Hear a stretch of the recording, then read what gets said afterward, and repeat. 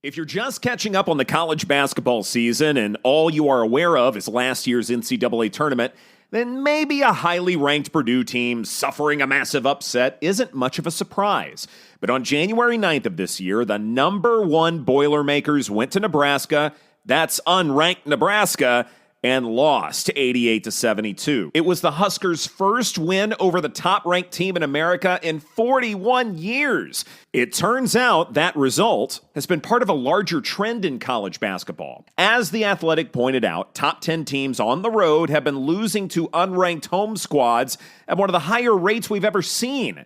It got me wondering, if home court advantage is even bigger this year than usual, are there teams making the tournament who can't be trusted because once they're away from home, they're not nearly as formidable? Let's explore.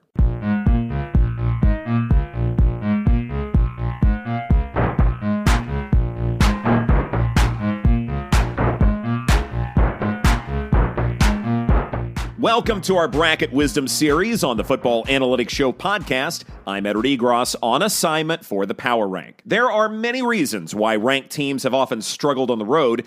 The best simply aren't as dominant as they used to be. Officiating may favor home teams even more. Resources are more evenly distributed across programs, etc. But what matters for filling out your bracket is knowing statistically what home teams do better and how much bigger those differences are this year. I looked at every college basketball game from last season, took the difference between home and away team performances, analyzing a variety of statistics. Then I took this year's data, used the same process, then compared last year's teams with this year's. In other words, were home teams better at snagging offensive rebounds this year or last? Was there a higher assist rate for home teams this year or last? Etc. To me, a lot of these differences reflect more aggressive play. Look no further than free throw attempts. Home teams are going to the charity stripe at a 19% higher clip now than before. Fouls are being called at a 17.5% higher rate, and home teams have both accepted and embraced this trend. For instance, steals have gone up 16.1%. If a home team, consciously or otherwise, knows they won't have as many fouls called against them, they can go after the ball more aggressively. It's also possible the team trailing has to make riskier passes, and by already trailing more, it naturally makes what's seen seemingly sloppier. This home court trend is also apparent in shot selection. Three-point makes are only up by 7%. In other words, drives to the rim, mid-range jumpers. That's how home teams keep fans happy. And these numbers are with fewer field goal attempts at every part of the floor. It's one thing to know how to play at home. It's another not to have those advantages and have to play somewhat differently on neutral courts. Now that we've gone over box score data, let's look at some teams from a year ago that largely padded their resumes because of what they did at home and how they ultimately fared in the NCAA tournament.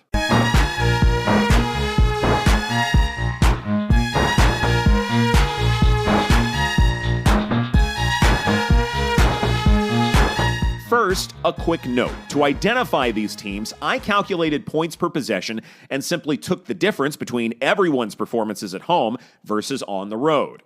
Among those to make the field of 68, the biggest culprit was Maryland, an 8 seed.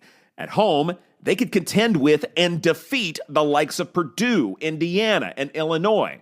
But away from College Park, they lost to Michigan by 35. Rutgers by 14, and suffered back-to-back defeats to conclude the regular season at Ohio State and at Penn State. Though they did narrowly take down West Virginia in the first game of the Big Dance, they were no match for top-seeded Alabama. Their problem was outside shooting, taking few threes and not making the ones they were attempting. Regardless, they're an 8 seed, and chances are you're not giving anyone listed there that much attention. Same thing with Iowa, next on the list, also an 8 seed with real defensive lapses around the perimeter. But after that, we find a real conversation starter, Duke, a 5 seed that could not bottle the mojo from the Cameron Crazies, losing to Wake Forest, NC State, and Clemson. While it seemed like the Blue Devils were starting to put it together by winning the ACC tournament and blasting Oral Roberts in the first round, They struggled against Tennessee, succumbing to what was described as bully ball, ill-prepared to deal with a physical brand of play by several seniors, wearing down the young Dukies in the second half. And, of course, going 27% from three didn't help either. Now, if lopsided home resumes should make us nervous about supporting such teams, it stands to reason more consistent squads should advance farther.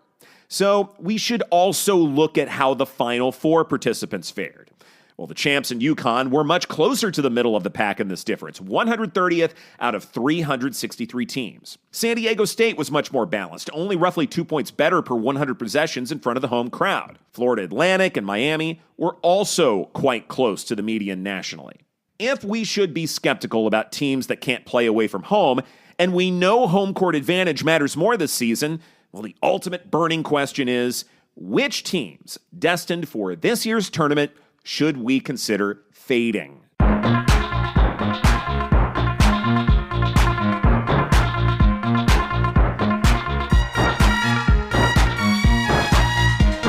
The first team to put on your radar is Northwestern. Even if you weren't already going to advance them far in your bracket because of their seed, here's more reason to be cautious.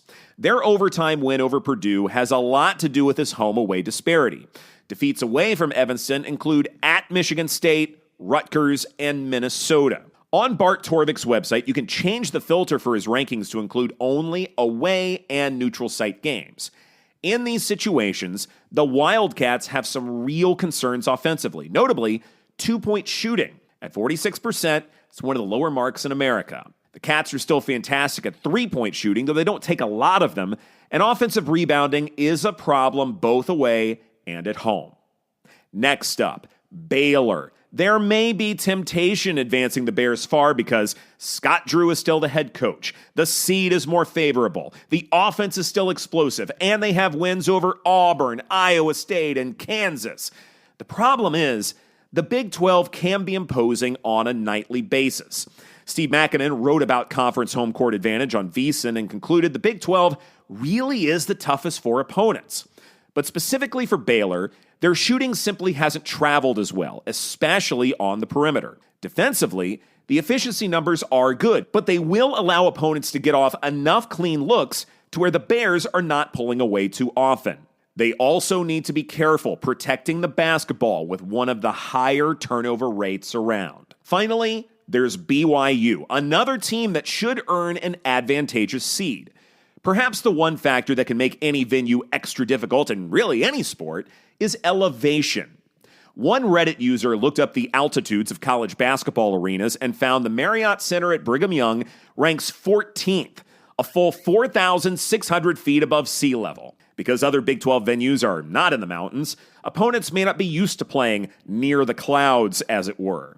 Though the Cougars did knock off Kansas at Allen Fieldhouse, defeats on the road include at Oklahoma State and Kansas State. The Cougars do not get to the free throw line terribly often, largely because they shoot threes at the third highest rate in America at last check. The assist rate is also outstanding, so BYU can make a comeback in most any game.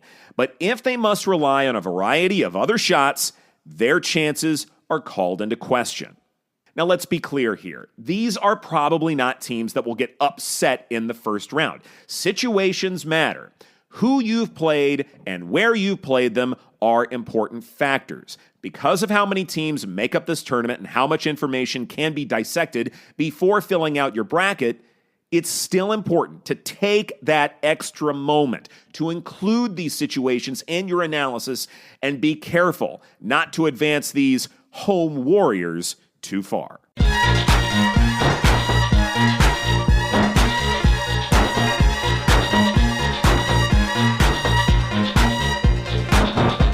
Thank you for listening to this episode of Bracket Wisdom on the Football Analytics Show podcast. I'm Edward Egros. Friendly reminder, after the field is announced, check out the Power Ranks March Madness cheat sheet that makes it drop-dead easy to fill out your bracket. These predictions are based on analytics that have predicted the game winner in almost 70% of the last 15 tournaments. To get this cheat sheet, sign up for the free email newsletter at thepowerrank.com. That is Dr. Ed Fang's site for better March Madness predictions through analytics. Once again, that's thepowerrank.com. Members of the Power Rank get access to full bracket advice for how to win your pool. This includes the Power Rank's very best analytics, strategy, and insights into basketball. Members also get access to member predictions for each game and college basketball player props during the tournament. To learn more, go to thepowerrank.net. This is a URL that will take you to the page on the site dedicated to becoming a member of the Power Rank. Once again, that's thepowerrank.net. Thanks again for listening, and take care.